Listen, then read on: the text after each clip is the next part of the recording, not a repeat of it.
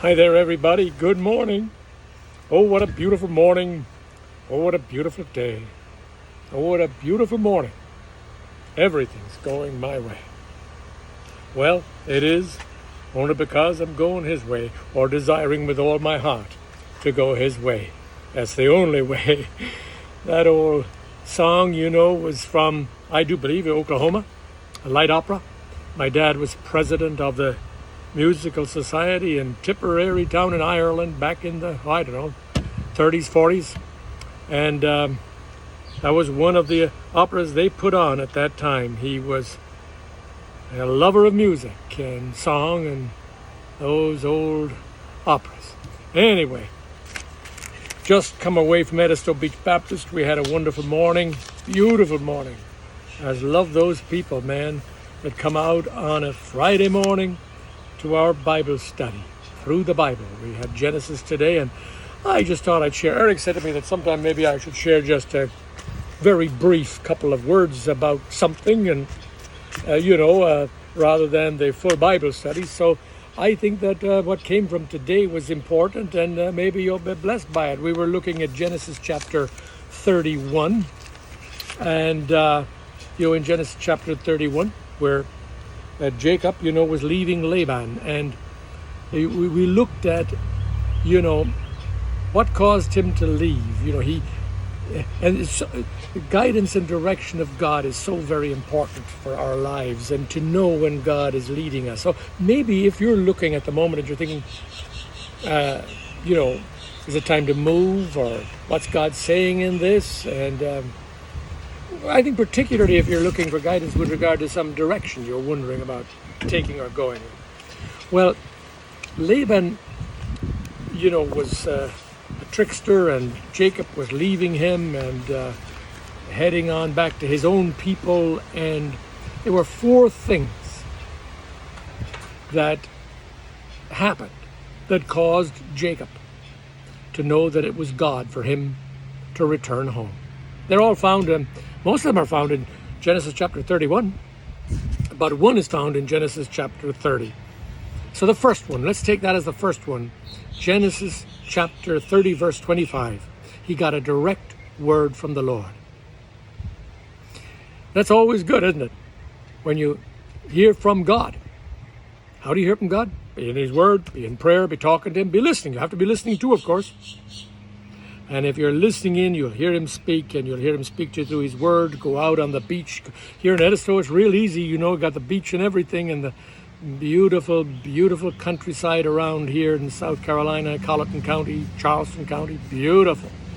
And go out and be alone with Him, take a notepad with you, and sit there and be ready to meditate like Isaac, waiting for his bride, Rebecca, coming back with Isaac, with Abraham's chief steward, Eliezer. So, and be waiting to hear him speak to you, And therein, it takes waiting. But I guarantee you'll hear him. Maybe not audibly. If you do, that's wonderful. But you'll hear him speak in your heart through the Word. But there are other ways too. So, first of all, you want to be reading the Word, in the Word, talking to God in prayer, listening to God, and waiting to hear Him speak. And He spoke to Jacob, and He told him, hey, it's time to go. You can leave now. You're going home, and I'll be with you. Words from the Lord. Genesis 30:25. Now, also, then, as we get to Genesis chapter 31, which was our text today, in Genesis chapter 31, there at the very beginning, verses 1 and 2, we encounter the second thing that caused him to leave and head home. Uncomfortable circumstances. What do you mean, John Henry? Well, I'll tell you. He told his daughters, things aren't the same here with your dad anymore. He's not favorable towards me and, or your family. Uncomfortable circumstances. He didn't feel comfortable. He felt it was time to move. Now, that's a great indicator too, but don't always just go on that alone. You know why? Because God can often be using stuff, to get us to move. Allow stuff to happen. Like the little eaglets that were comfortable up in the nest with the mama eagle.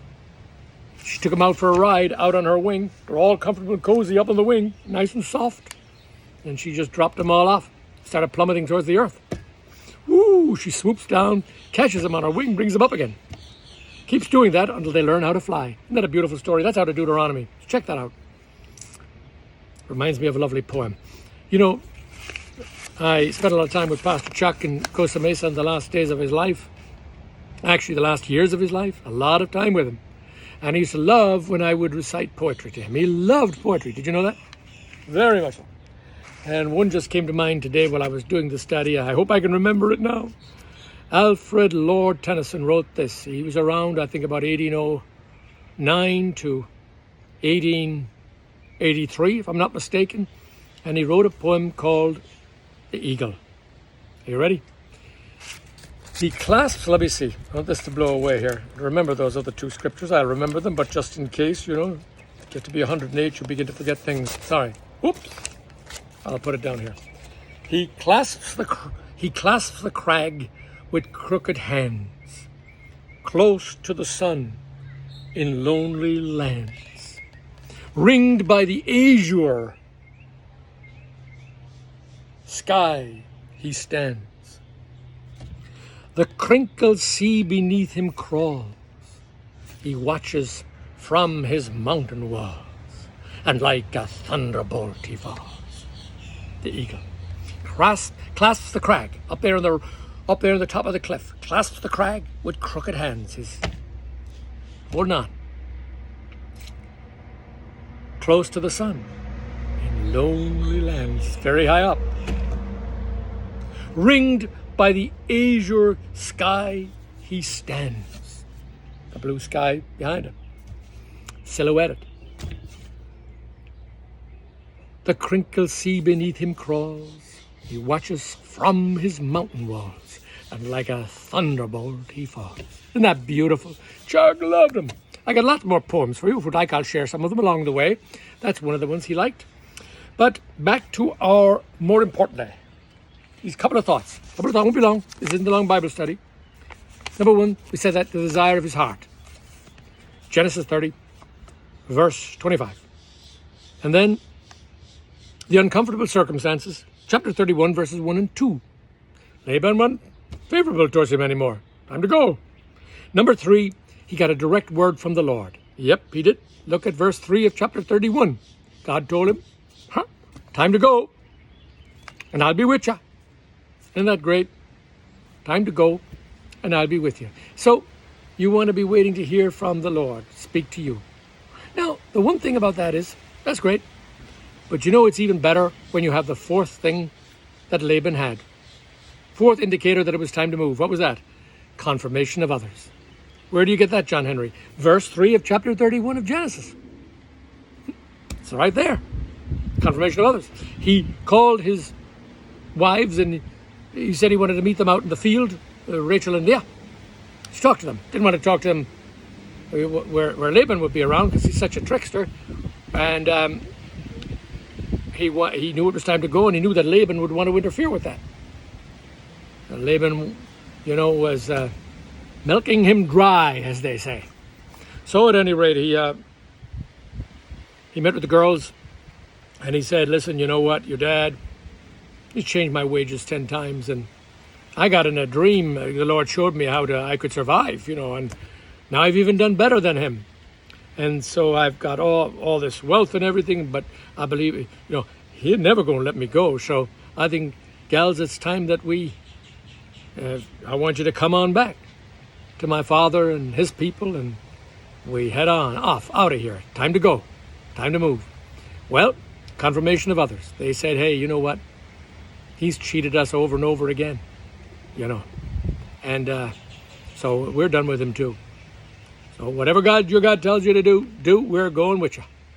And so with his family members, his sons, his daughter, his children, his wives, all of them, the animals that he had, all gathered together, and they head back. I think it was 11 kids and 2 wives and all the animals, and they head back. But again, this is it. The 4 things, if you're seeking God's guidance and direction for your life today, Don't go on any one of these alone. But if they all come together, like they have here for Jacob regarding Laban, boy, you're right on. Number 1, the desire of your heart. Number 2, uncomfortable circumstances. Number 3, direct word from God. Number 4, the confirmation of others. That was the theme of our chapter 31 today in the book of Genesis, and I hope it's been a blessing to you. I'm so glad that you're joining us and subscribing, and we have, along with Edisto Beach Baptist, you're with us. We're our own family going forward in our journey through the Bible and close to Jesus. God bless you all. Bye for now.